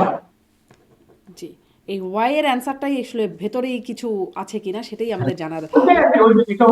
এটা হলো আমাদের দীনতা, আমাদের মুখা, মানে বিদেশিদের প্রতি আমাদের ওই যে বললাম না যে আমরা বিদেশি দেখলেই শুয়ে পড়ি। নিশ্চয়ই কিছু কাজ হয় বলেই শুয়ে পড়ি, মানে এটা নিশ্চয়ই। আমাদের তো আত্মমর্যাদা নাই, আমাদের আমাদের কিছু পাইতে হবে। জি, মানে ওদের সঙ্গে থাকা মানে অ্যাটলিস্ট কিছু না পাইলে আমি আমেরিকান এম্বাসিতে তো ফ্রি মদ খাইতে পারবো, আমাকে তো ওখানে দাওয়াত দিবে তো। আর কিছু না পারে আমি তো এইটা তো পারবো। তো এইগুলা সবকিছু মিলে আমি পাবো কি? জি, আত্মমর্যাদা যদি থাকতো এইগুলা করতে না। জি। অনেক ধন্যবাদ। মানে এই কলকাঠি নাড়ানোর কি আছে কিনা, কোনো কিন্তু আছে কিনা, যেহেতু প্রকাশ্যে হয় না সবকিছুই একরকম, ওই যে ওবায়দুল কাদের যেমনটি বলেছিলেন, তলে তলে তখনও এখনো আমরা দেখি যে আমাদের নিরাপত্তা উপদেষ্টা যাচ্ছেন, কি হচ্ছে সেটাও আমরা জানি না, ওই তলে তলেই হয়ে যাচ্ছে। এগুলো কাউকে বলে না। ফলে তার নিরাপত্তা উপদেষ্টা নিজের লাভ হচ্ছে, সে 5 স্টার হোটেলে থাকে, বিজনেস ক্লাসে ট্রাভেল করে, ওই প্রক্রিয়া। কিন্তু এই যে দেশের জনগণের ট্যাক্সের টাকা খরচা করে সে কি অর্জন করলো, এটা কোনো সাংবাদিক জিজ্ঞেস করে না, যে তুমি যে বারবার যাও আসো, তুমি কি করলাটা কি, তোমার রেজাল্টটা কি? হ্যাঁ, এই আমরা যতদিন এই প্রশ্নগুলো না করতে পারবো ক্ষমতাদার, ততদিন আমাদের কিছু হবে না।